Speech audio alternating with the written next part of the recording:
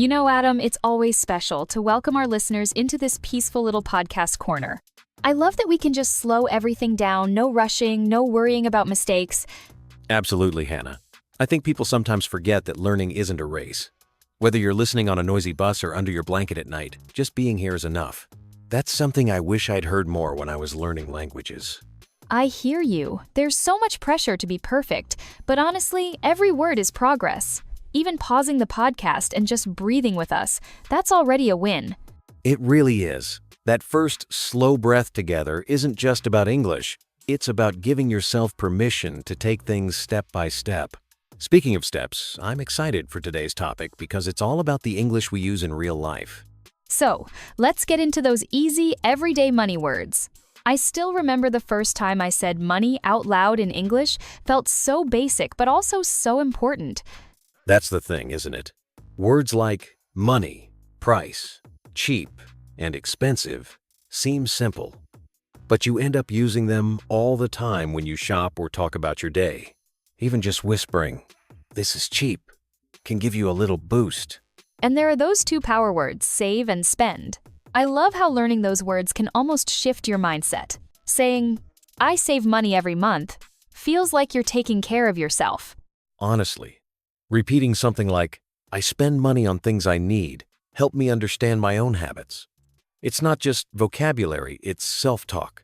And every time you say one of these sentences, you're getting a bit stronger. That's a good point. Even if you're only listening and not speaking, your mind is practicing. It all counts.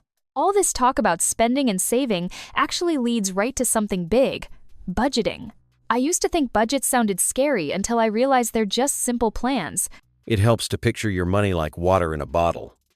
If you pour it out too quickly, you're left with nothing. But if you sip slowly, you make it last. That image helped me trust the process.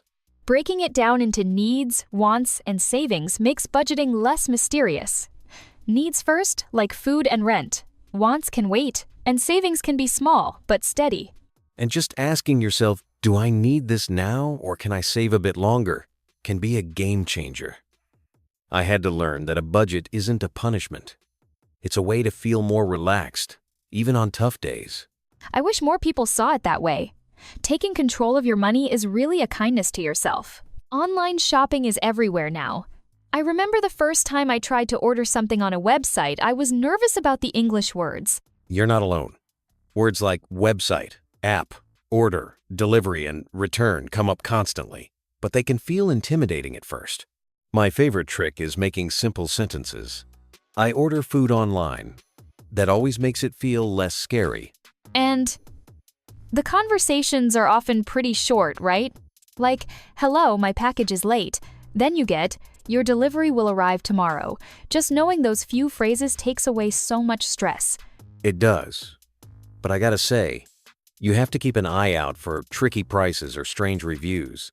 I've almost bought things I didn't need just because it was easy to click.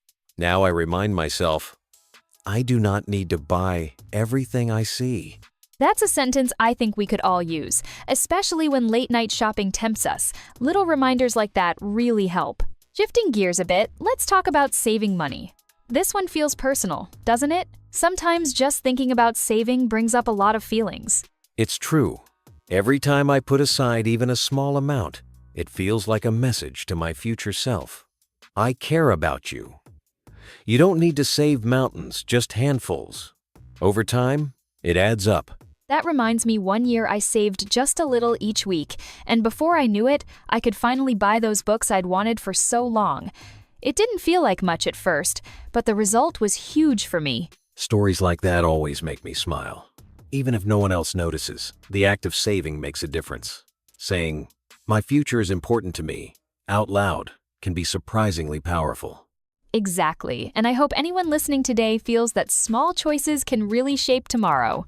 Let's put these ideas into action.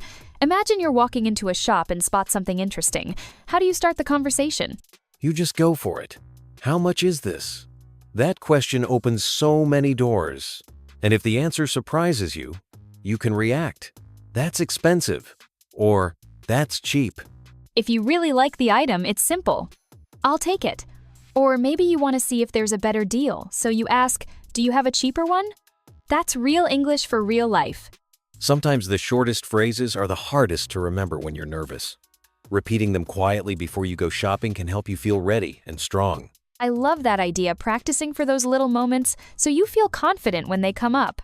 You know, looking back, we've covered a lot today. Words about money, how to make a budget, online shopping, saving, and even real shop conversations. And it's not just about new vocabulary. It's about learning how to talk about your actual life in English. That's a big deal. Building confidence is just as important as learning new words.